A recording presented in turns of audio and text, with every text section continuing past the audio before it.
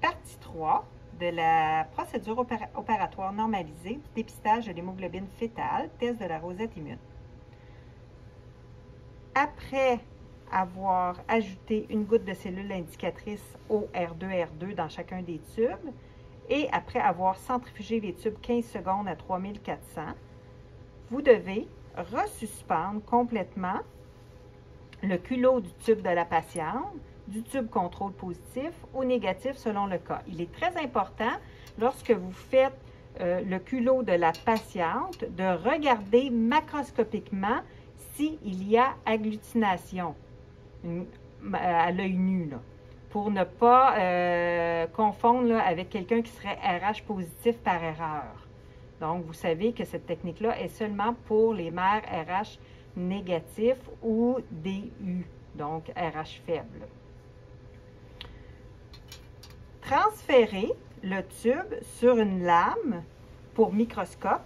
Étendre en rond à l'aide du tube une goutte au centre de la lame et récupérer le surplus dans le tube. Je vous montre.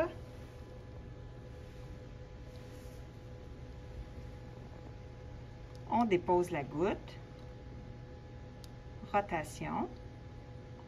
Et on récupère l'excédent. On débute toujours par les contrôles quand on regarde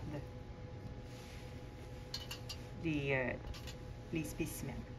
On fait la même chose avec le contrôle négatif. On prend une autre lame et les lames sont identifiées de la même façon que vos tubes.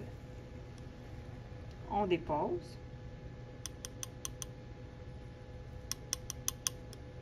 Rotation et on récupère avec le coin de la lame l'excédent dans le tube.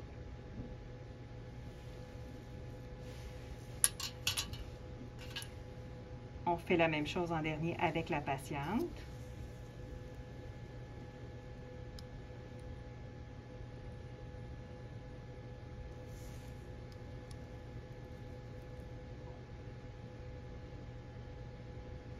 Dans un temps assez restreint pour pas que les lames, dans le fond, les lames s'assèchent, on va examiner le tout au microscope à l'objectif 10X et il faut compter le nombre total de rosettes obtenues dans un total de 5 champs.